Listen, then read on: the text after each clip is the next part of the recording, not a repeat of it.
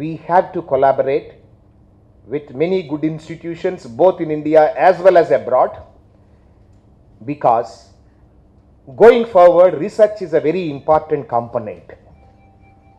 Right now in India, most of our engineering, or for that matter higher education institutions, are teaching institutions.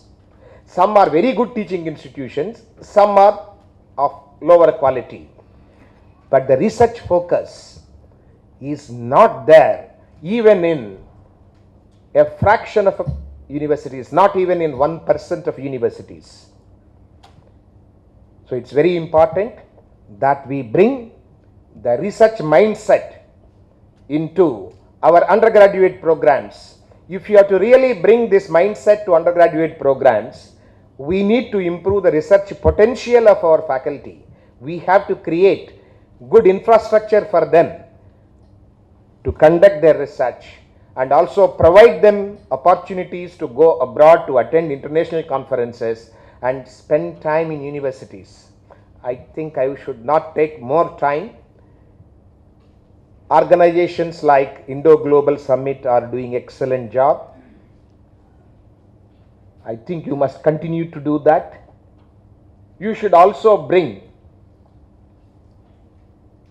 industries both from India and abroad to this summit, because students need to work like medicos during their educational years. Just like a medical student going to a teaching hospital practicing his profession, every engineering student also must go to the industry to practice their profession.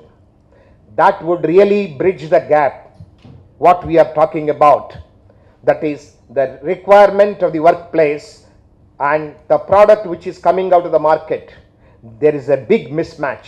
If this big mismatch has to be bridged, it can be done only by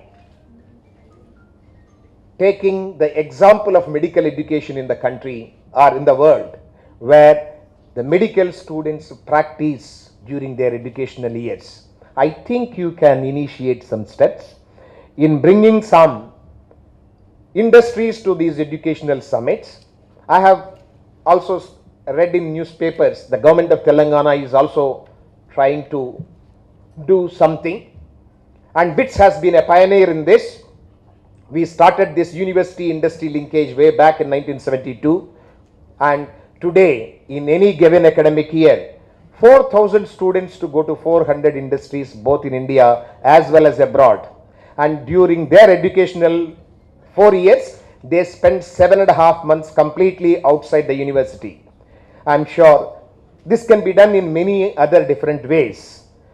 So I request Anumolu Garu and Indo Global Education Summit Indus Foundation to see how this can be implemented, at least in an experimental way, in some colleges.